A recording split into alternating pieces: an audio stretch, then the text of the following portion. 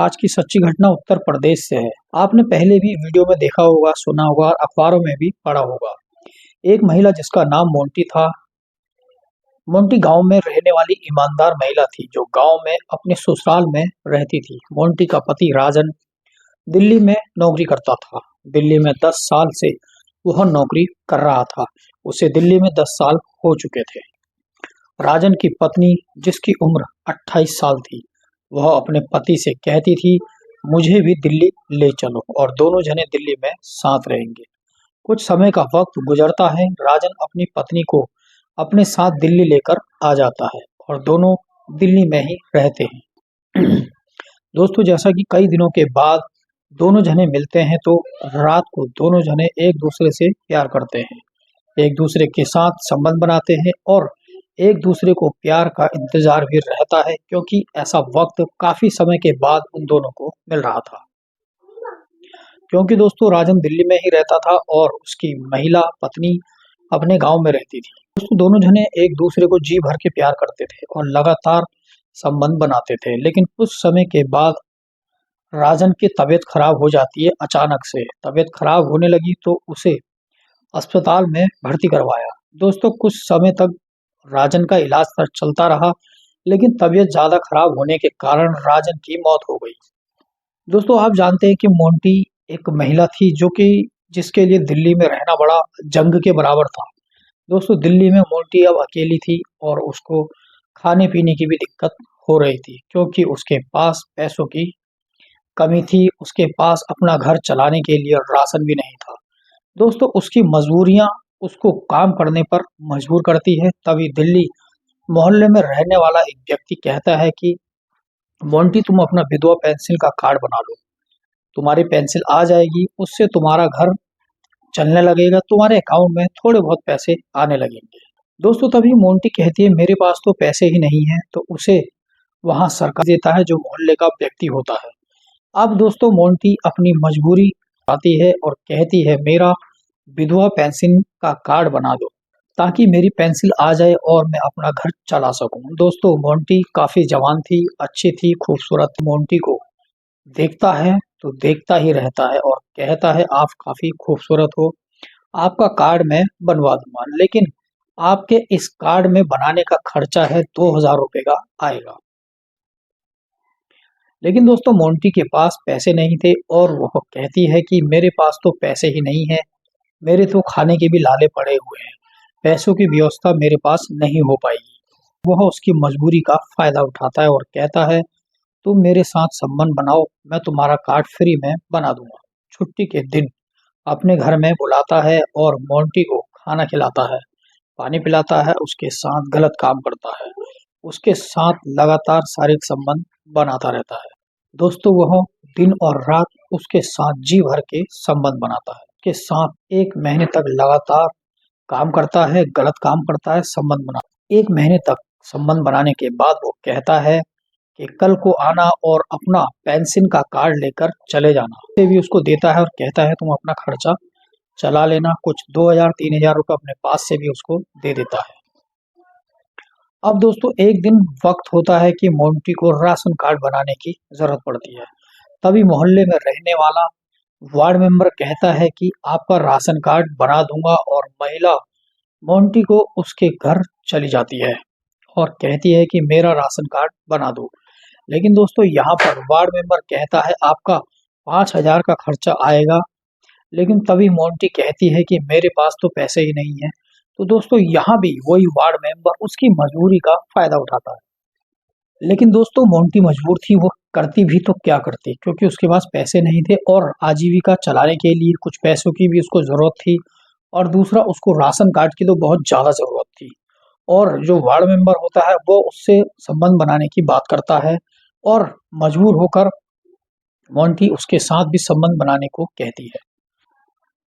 दोस्तों, ये सच्ची घटना उत्तर प्रदेश की एक महिला दिल्ली से नौकरी करने के लिए अपने पति के साथ दिल्ली चली जाती है। तो यह सच्ची घटना है, बिल्कुल सच्ची घटना है। दोस्तों, वीडियो में पहली बार आए तो आपसे निवेदन है, हमारे यूट्यूब चैनल को जरूर सब्सक्राइब करें, लाइक करें, शेयर करें और अपनी राय कमेंट बॉक्स में जरूर दें, जिससे मेरा हौसला बुलंद हो और मैं फिर से रियल स्टोरी, सच्ची घटना आपके सामने ला सकूं। दोस्तों वार्ड मेंबर भी उसके साथ जब चाहे तब संबंध बनाता था और वार्ड मेंबर ने भी जी भर के मोंटी के साथ संबंध बनाए, गलत काम किया और उसको वार्ड मेंबर भी उसको राशन कार्ड बनाकर दे देता है और कुछ खर्चा पानी भी देता है। दोस्तों एक दिन मोंटी की तबीयत खराब होने लगती है और उसके साथ उसके शरीर में थकान महसूस होती है, कमजोरी महसूस होती है। उसे लगता है कि उसे डॉक्टर के पास जाना चाहिए। दोस्तों वह दूसरे ही दिन एक डॉक्टर के पास जाती है और डॉक्टर भी उसका इलाज करता है और कहता है कि आपके इलाज में कम से कम 5,000 रुपये का खर्चा आ जाएगा, क्योंकि आपके ब्लड टेस्ट होंगे, यूरिन टेस्ट होगा और शरीर में कई तरह के टेस्ट उसको बता देता है और कहता है कि ये टेस्ट कराने तुम्हारे लिए बहुत जरूरी है। और दोस्तों सारी टेस्टों का खर्चा जो डॉक्टर है 10,000 रुपये का बता देता है। तो दोस्तों मोंटी मजबूर थी क्योंकि उसकी तबीयत खराब थी और ज़्यादा तबीयत खराब होने के कारण उसको सर्दी जुकाम होने लगा था और उसका शरीर धीरे धीरे जो है डाउन होता जा रहा था। डॉक्टर से कहती है कि मेरे पास पैसा नहीं है। दोस्तों तभी डॉक्टर भी उसकी मजबूरी का फायदा उठाता है और डॉक्टर भी उसके साथ गलत काम करता है। दोस्तों डॉक्टर भी 15 से 20 दिन तक लगातार मोंटी के साथ संबंध बनाता है, गलत काम करता है। बाद में डॉक्टर कहता है दोस्तों, डॉक्टर अब मोंटी को ब्लड टेस्ट, यूरिन टेस्ट और कई सारे टेस्ट करने वालों के पास भेज देता है, क्योंकि डॉक्टर जानता था कि मोंटी के पास पैसा नहीं है और वह पैसा दे नहीं पाएगी। इस वजह से उसको उन लोगों के पास भेज देता है जो कि उसके सब लोग पहचान वाले होते हैं। उनके पास पैसा बिल्कुल भी नहीं था, इस वजह से उसके साथ जितने भी टेस्ट करने वाले होते हैं मोंटी के साथ वो लोग भी संबंध बनाते हैं। और दोस्तों इसी तरीके से जैसे राशन कार्ड वाला हो गया, बिजली का बिल वाला हो गया, पानी के बिल वाला हो गया और दूध वाला हो गया, दोस्तों इस तरीके से मतलब चाहे वो छोटे लोग हों चाहे बड़े लोग हों, ये जितने भी लोग थे ये मोंटी के साथ संबंध बनाते हैं और कई महीनों तक संबंध बनाते रहते हैं।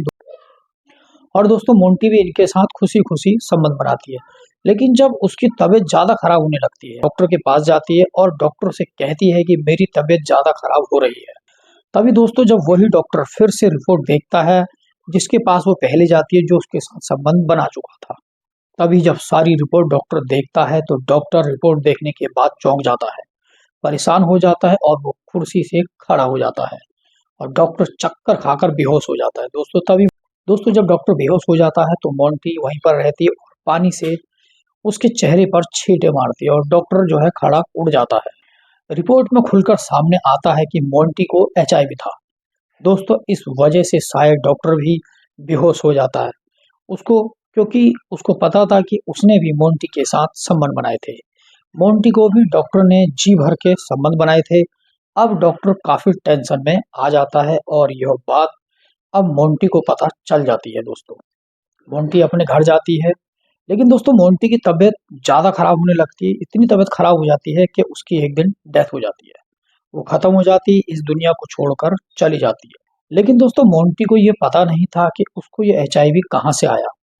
दोस्तों अब बात ये थी कि जितने भी लोगों ने मोंटी के साथ संबंध बनाए थे वह लोग धीरे धीरे बीमार हो रहे थे। और दोस्तों मोंटी के मरने के बाद जिन लोगों ने मोंटी से संबंध बनाए थे उसमें से 5 लोगों की मौत बाद में हो चुकी थी।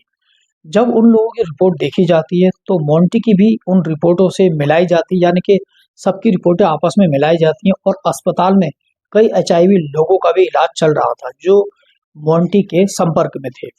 अब धीरे धीरे इस कड़ी को जब जोड़ा जाता है, आखिर में जब एचआईवी आता है वो आया कहाँ से, इस बात पर डॉक्टर लोग यानी कि जिक्र करते हैं, बहस करते हैं आपस में कि ये एचआईवी आया कहाँ से।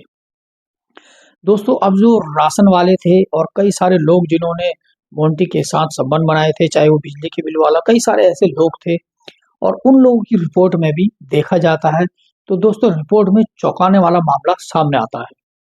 अब यह जो जांच बड़े स्तर पर चलती है, यानी कि बड़े बड़े डॉक्टरों को लेवल पे चलते हैं, जो बड़े हाई क्लास के डॉक्टर होते हैं उनके पास ये केस चला जाते हैं और वो इस पे गहनता से जांच करते हैं। दोस्तों जब बड़े डॉक्टर इस रिपोर्ट को देखने के बाद ये पता चलता है कि सबसे पहले जो एचआईवी हुआ था वो महिला को हुआ था, यानी मोंटी को हुआ था। अब दोस्तों बात खुलकर सामने आ जाती है कि उसको यह एचआईवी आया कहाँ से, यानी कि ये सबसे पहले जो एचआईवी आया था दोस्तों राजन को हुआ था, जो मोंटी का पति था और कई समय से जो दिल्ली में रह रहा था, क्योंकि वो अकेला रहता था और वो कई बार कोठों में भी जाया करता था और कई महिलाओं के साथ उसके संबंध थे दोस्तों, क्योंकि वो इसी बीमारी की वजह से मर गया था। लेकिन दोस्तों शुरू में राजन बच सकता था, लेकिन उसने जो है ये बात सबसे छुपाई। उसको पता था कि उसको एचआईवी है, लेकिन फिर भी वो अपनी पत्नी के साथ संबंध बनाता था। लेकिन दोस्तों मैं ये आपको बता दूं, जो मोंटी थी, जो महिला थी, वो काफी सुंदर और समझदार लड़की थी। उसका किसी के साथ भी संबंध नहीं था, वो सिर्फ अपने पति से प्यार करती थी और अपने पति से ही संबंध बनाती। जब वो गांव से दिल्ली में आई थी तो अपने पति यानी राजन के जरिए उसको एचआईवी हो गया था और उसके बाद उसको पता नहीं था कि उसको एचआईवी हो। इस वजह से उसकी मजबूरियों का फायदा जो है सब लोगों ने उठाया, यानी कि चाहे वो दफ्तर वाला हो, चाहे वो दूध वाला हो, कोई भी A to Z कई सारे लोगों ने जो है उसकी मजबूरी का फायदा उठाया, जबकि उस वक्त महिला को ये पता नहीं था कि वह एचआईवी है। दोस्तों यह रिपोर्ट जब सामने आती है दिल्ली में तो कई लोगों को एचआईवी हुआ था, लेकिन रिपोर्ट जब 10 से 15 लोगों की सामने आती है, ये सच्ची घटना है दोस्तों, उत्तर प्रदेश से गए हुए उस महिला की है जिसके साथ ये हादसा हुआ था। तब ये सोशल मीडिया में बात आई थी, खुल के सामने आ गई थी। दोस्तों आप जानते हैं कि एचआईवी क्या है? आप ये नेट पर सर्च कर सकते हैं तो आपको पता चल जाएगा। दोस्तों मैं आप लोगों से पूछना चाहता हूँ कि क्या इस सीधी सादी महिला की गलती है या फिर इस आदमी की गलती है, और या फिर उन लोगों के साथ सही हुआ जिन लोगों ने इसकी मजबूरी का फायदा उठाया, चाहे वो दफ्तर वाला हो, राशन कार्ड वाला हो, दूध वाला हो, कोई भी हो। इन लोगों ने मोंटी का फायदा उठाया, क्या इन लोगों के साथ सही हुआ? कमेंट बॉक्स में जरूर बताएं। 10 से 12 लोगों का नाम दोस्तों दिल्ली से सामने आया था। हालांकि एचआईवी ये जो सच्ची खबर थी, इसमें जो है कई लोगों को एचआईवी उस टाइम हुआ था, लेकिन 10 से 15 लोगों की ही बात सामने आई थी। दोस्तों वीडियो बनाने का मकसद किसी का दिल दुखाना नहीं है, किसी को परेशान करना नहीं है, और वीडियो से कुछ सीखना है, समझना है, सुरक्षित रहना है। जानकारी अच्छी लगी तो हमारे यूट्यूब चैनल को जरूर सब्सक्राइब करें, लाइक करें, शेयर करें और अपनी राय कमेंट बॉक्स में जरूर दें। मिलते हैं नेक्स्ट वीडियो में। धन्यवाद। मैं हूँ आपका दोस्त